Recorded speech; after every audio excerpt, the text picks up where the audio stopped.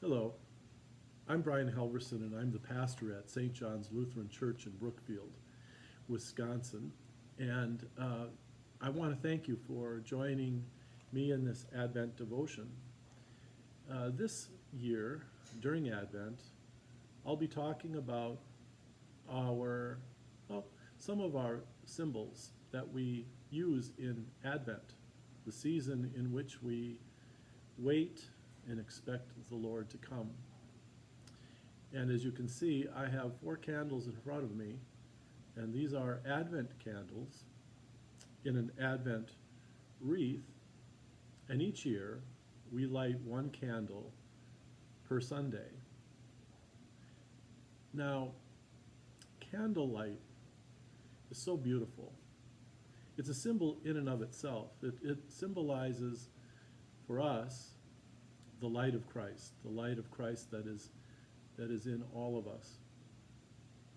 And it's particularly meaningful for us who live in the northern hemisphere, where the days are very short and the nights are long, that we have this candle to light up the darkness. Now, many of you may not know that the Advent wreath began back in 1839 by a German pastor who was working in Hamburg in a mission home for children. And they were always asking him, "Is it Christmas yet? Is it Christmas yet?" So a way in which he could help them prepare for Christmas was he built a ring, or he used a cartwheel, and he placed 20 red candles around the outer edge, and then he placed 4 larger candles in the middle, and then 1 Christ candle at the center. So the 20 red candles represented the days in Advent, and he would light one for each weekday. And then when it was Advent Sunday, he would light one of the Sunday Advent candles. And then on Christmas Day, he lit the Christ candle. And this helped the children prepare for Christmas. Now in Germany then, it caught on, but instead of using a big cartwheel, people fashioned their own Advent ring with pine boughs. They would twist it like this one, and then place 4 Advent candles in the wreath. And in our church practice, again, we light 1 candle per Sunday. These candles represent an aspect of our Christian waiting, if you will. Now, the first candle is called the prophecy candle, in which the prophets foretold of the hope of the coming of the Lord. And so the first candle represents hope. The second candle is the Messiah candle, and that is a candle which symbolizes the faith that Mary and Joseph had as they journeyed towards Bethlehem. The third candle is the shepherd's candle, and that expresses the joy of the shepherds as they waited for the coming of the Lord. And then the fourth candle is the angel's candle, and that represents peace and justice. These are all scriptural in their basis, and it also reminds us of the hope, the faith, the joy, and the peace that represent our faith tradition and our orientation towards the coming of the Lord. Now, different traditions have different colors for the candles. In the Catholic tradition, the candles are violet, with the third being a rose-colored candle. In our Lutheran traditions, many churches have 4 blue candles. Some have 3 blue candles, again with the third being a different color, usually a rose-colored again. This is because, well, in the Middle Ages, Advent was a time of preparation, which meant fasting. So Advent was a season of fasting. But on the third Sunday, they took a break from the fasting to anticipate the feast day that was to come.